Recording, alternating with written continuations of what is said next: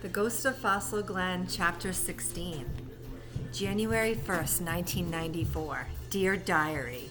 So remember, this is Lucy's diary. You and the other book, just like you, are the best Christmas presents I got.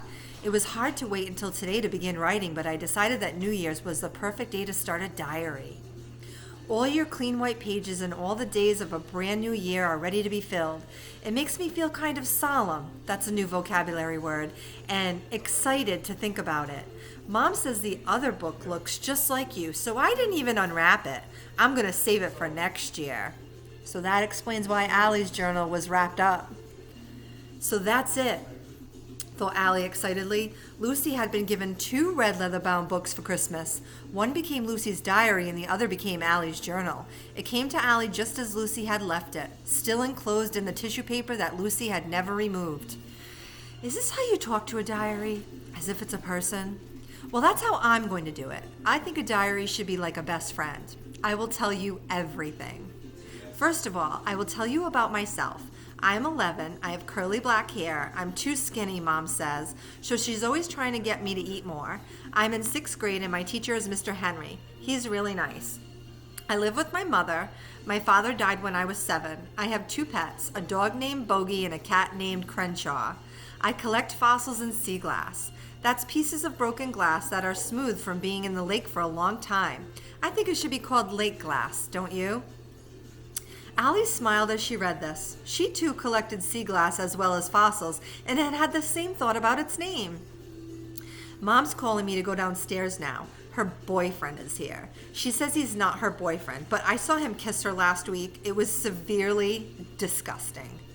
Don't ask me how she could stand it. He has brownish yellow teeth and a teeny little bristly mustache, and he smells like cigars, which he smokes until I want to throw up. Well, I gotta go. Bye till tomorrow. January 2nd, 1994. Dear Diary. First of all, Mom's boyfriend is a big jerk.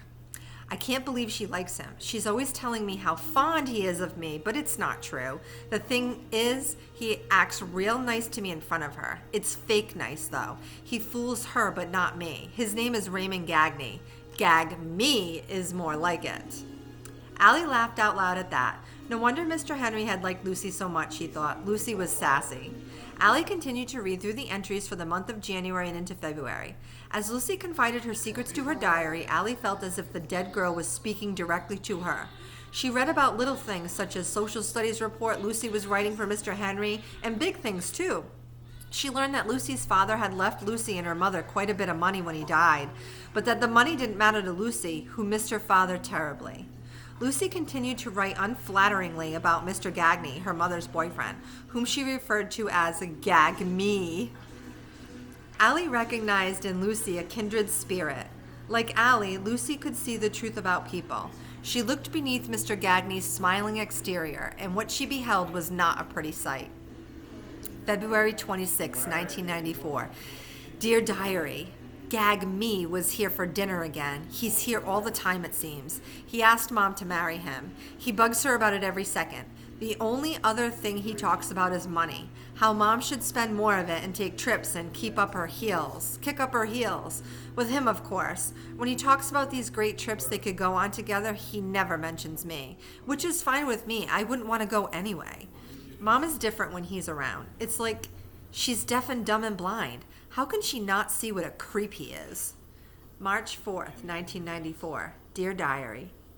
I'm so mad I think I might explode. Wait until you hear what Gag Me said tonight. We were at the dinner table. I'd like to know how I'm supposed to eat more and gain weight when looking at him makes me sick. Anyhow, he was, as usual, telling Mom what she should do. His new idea is that we should sell this house and all the land, including the Glen, and make it into a housing development. Isn't that what's happening to it right now? We, of course, means Mom and him, when they're married. Real estate development, that's where the money is, he said. Always money, money, money. He wants to call it a cheesy name like Creekside Heights or something just as stupid. He said we could build roads all through the meadow and squeeze up to 50 houses between the road and the glen. I said, but I like it the way it is. What about the deer who come to the meadow and all the birds and animals and turtles and fish in the glen? What about how pretty and peaceful it is? He looked at me real cold and squinty as though he wished I was a bug and he could squish me. But with his phony smile, it answered me in that sticky voice as if I was a moron or something. But Lucy dear, it's that kind of silly, sentimental thinking that stands in the way of progress. He's the moron. Daddy loved this house. It belonged to his great-grandfather, and he loved the Glen, just the way I do. Why should we move? I'd rather die. Oh, Lucy, thought Allie, you don't mean that.